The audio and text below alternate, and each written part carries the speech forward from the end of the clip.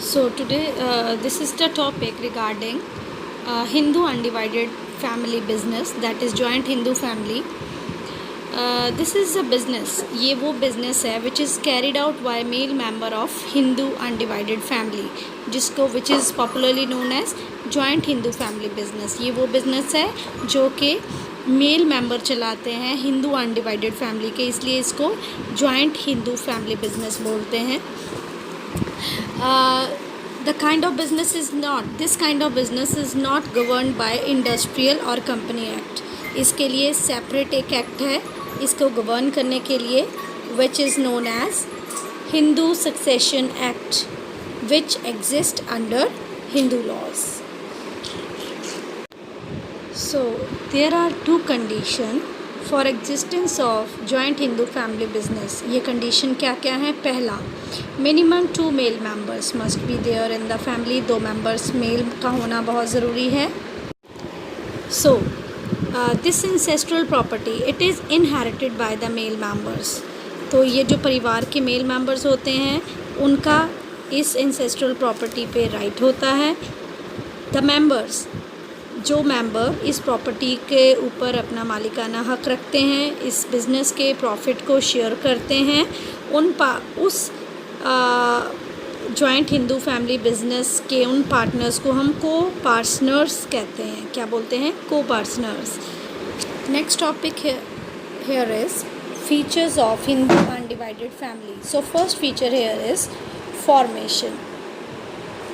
So how it is formatted, इसको कैसे formation इसकी करी जा सकती है. For formation of joint Hindu family business there should be at least 2 members in the family में 2 मेंबर्स का होना ज़रूरी है. That business has ancestral property, और उनकी कोई पूर्वजों की प्रॉपर्टी होनी चाहिए. To be inherited by them, जो कि उनको विरासत में मिली हो. Right. Business does not require any agreement as membership is by birth. तो बिज़नेस में किसी टाइप का भी एग्रीमेंट की ज़रूरत नहीं है. जो भी परिवार का मेल बच्चा परिवार में जन्म लेता है वो बाय बर्थ ही उस बिज़नेस का मेंबर बन जाता है. It is govern by Hindu succession act 1956. इसको गवर्न करने वाला जो एक्ट है उसका नाम क्या है? Hindu succession act. याद रखना एक नंबर के लिए. Which act governs Hindu undivided family business? Answer is Hindu Succession Act 1956. Next feature here is liability. जो liability है, the liability of कर्ता is unlimited. कर्ता कौन होता है? कर्ता फैमिली का सबसे सीनियर मेल मेंबर होता है, जो कि जो बिज़नेस है उसके बारे में सारे मेजर डिसीजन लेता है. आउटसाइड पार्टीज़ के साथ जितने भी कॉन्ट्रैक्ट करे जाते हैं बिज़नेस के रिगार्डिंग वो करता ही करता है. तो कर्ता को ही राइट होता है कि वो बिज़नेस के सारे मेजर डिसीजन ले. ये कर्ता कौन होता है? फैमिली का सबसे सीनियर मोस्ट पर्सन, जो एज में सबसे बड़ा है, उसको कर्ता बोलते हैं. तो जो कर्ता की लायबिलिटी है वो क्या होती है? अनलिमिटेड. अनलिमिटेड का मतलब है कि अगर बिज़नेस का फ़ंड आउटसाइड लायबिलिटीज़ को पेमेंट देने के लिए कम पड़ता है तो वो आउटसाइडर कर्ता की पर्सनल प्रॉपर्टी के ऊपर अपने डेट को वसूलने की, अपने पैसे को वसूलने के लिए क्लेम कर सकता है. तो इस तरीके से हम क्या कह सकते हैं? द लायबिलिटी ऑफ कर्ता इज़ अनलिमिटेड. लेकिन जो लायबिलिटी है दूसरे मेंबर्स की, जो बिज़नेस के दूसरे मेंबर्स हैं, उनकी जो लायबिलिटी है वो लिमिटेड है. Limited to the extent of their share in the business. तो जितना उनका प्रॉफिट शेयर है उतना ही उनकी लायबिलिटी है. यानी कि अगर फर्म के पास पैसे की शॉर्टेज है कि वो अपने डेट्स की पेमेंट, अपनी लायबिलिटीज़ की पेमेंट अपने फ़ंड से नहीं कर पा रहा है, तो ये जो बाकी मेंबर्स हैं ये अपनी प्रॉफिट शेयरिंग जिस रेशो से प्रॉफिट शेयर कर रहे हैं उस रेशो से ही उस लायबिलिटी को बियर करेंगे. लेकिन कर्ता अनलिमिटेड है, यानी बाकी की सारी बची हुई अमाउंट कौन पे करेगा? कर्ता, अपनी पर्सनल प्रॉपर्टी में से. सो कर्ता की जो लायबिलिटी है that is unlimited, and the liability of other members of the business that is limited. Next feature here is control. ये जो जॉइंट हिंदू फैमिली बिजनेस है, ये it is managed and controlled by the senior most member. ये जो senior most member है, इसको हम क्या बोलते हैं? कर्ता। जितने भी सारे लीगल राइट्स हैं, these rights to enter into contact with outsider they are done by Karta. Karta ही सारे बिजनेस के निर्णय लेता है। जो बाहर वाले लोग हैं, उनसे जितने भी लीगल कॉन्ट्रैक्ट्स करने होते हैं बिजनेस के रिगार्डिंग, वो कर्ता ही साइन करता है।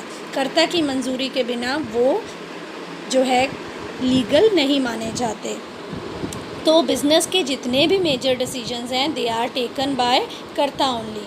जो अदर मेंबर्स हैं, they had a right to take decision and they had no right. उनके पास कोई भी राइट नहीं है कि वो बिज़नेस को मैनेज करने के कोई भी निर्णय ले सकें। Right. Fourth here is minor member. तो माइनर मेंबर मतलब क्या? Minor member Hindu undivided family business का मेंबर हो सकता है। यस। कोई भी बच्चा जैसे ही उस परिवार में जन्म लेता है, उसके पास ऑटोमेटिकली जो मेंबरशिप है उसके पास आ जाती है। राइट। तो यहाँ पे a minor child, a child became the member by birth only. So there is no restriction for the minor to become the member of the business. कोई रुकावट नहीं है कि अगर कोई माइनर बिजनेस का पार्टनर जो है मेंबर, अपने जन्म के साथ ही उसको मेंबरशिप ऑटोमेटिकली मिल जाती है। So these are the 4 features of Hindu undivided family business. So gender equality in joint Hindu family business. पहले क्या होता था कि हिंदू अनडिवाइडेड फैमिली बिजनेस जो हैं, ये 2 टाइप का बिजनेस एग्जिस्ट करता था, दयाभागा और मिताक्षरा। दयाभागा ये जो टाइप का हिंदू अनडिवाइडेड बिजनेस था, ये वेस्ट बंगाल में ही होता था। It prevails only in West Bengal. इस सिस्टम के अकॉर्डिंगली परिवार का male as well as female, they will be the member of the joint Hindu family business. Right? They can become co-partners, जिसको हम co-partners भी बोलते हैं। co-partner भी बोल सकते हैं, co-partner भी बोल सकते हैं। किस सिस्टम के अकॉर्डिंगली? दयाभागा। दूसरा सिस्टम है मिताक्षरा। मिताक्षरा सिस्टम जो है वेस्ट बंगाल को छोड़ के इंडिया की बाकी जितनी भी स्टेट्स हैं वहाँ पे प्रिवेल करता है। इस सिस्टम के अकॉर्डिंगली सिर्फ मेल मेंबर ही परिवार के बिजनेस का को पार्टनर या को पार्टनर हो सकता है। फीमेल को राइट नहीं था। अब 2004 दिसंबर 2004 में जो है पार्लियामेंट ने एक एक्ट पास करा, अमेंडमेंट करी। इस एक्ट जो हिंदू सक्सेशन एक्ट है उसमें एक अमेंडमेंट करी, एक एडिशन करी। इस एक्ट में एडिशन करी, इसके चलते उन्होंने क्या करा?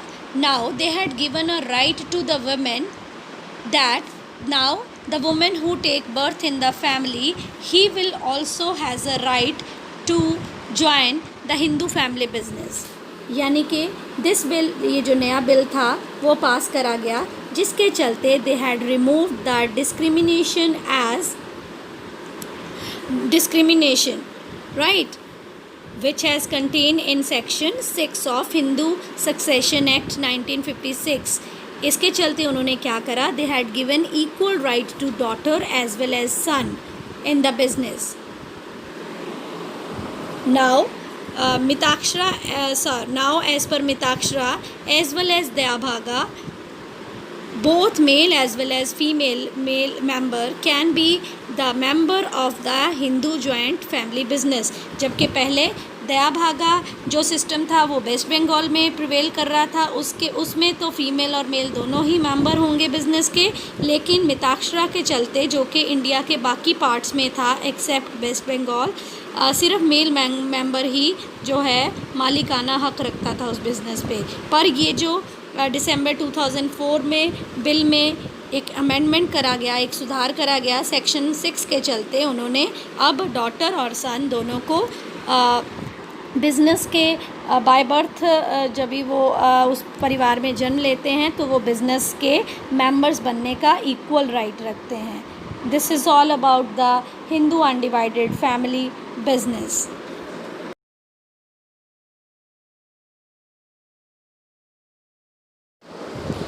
Now here is the case study regarding this form of business. Mr. Sumit Grover owns an ancestral house in Goa. On the advice of the friend, he converted into a hotel after renovation. उन्होंने उस घर की ancestral house की renovation करवाई और उसको एक friend की एडवाइस के चलते उसको होटल में कन्वर्ट कर दिया. The hotel was running smoothly and revenue from the hotel help to increase his income. बहुत अच्छे से होटल चल रहा था और उसकी इनकम को बढ़ा रहा था. On his death the property यानी कि hotel was inherited by his 3 sons. उसकी डेथ के समय ये जो बिज़नेस था वो उसके 3 बच्चों में बंटा. Eldest son Raj, second Sameer and youngest son Rahul who continued the business as joint Hindu family business. उन्होंने इस बिज़नेस को कंटिन्यू करने का फैसला करा. Name the law which govern the joint Hindu family business. तो आंसर क्या है? Hindu succession act 1956. Who among the 3 brothers has right to control the business? Eldest son कौन सा है? राज. So, राज जो है he is treated as, he is also called the karta. वो सभी मेजर डिसीजन लेगा. Third question, what will be the liability of 3 brothers. Raj जो है वो करता है and his liability is unlimited. Sameer और राहुल मेंबर कहलाएंगे यानी कि को पेंशनर या को पार्टनर कहलाएंगे. तो उनकी जो लायबिलिटी है वो क्या है? Limited. So this is all about the case study. I hope this topic is very much clear from to you all from this video. So thoroughly study it.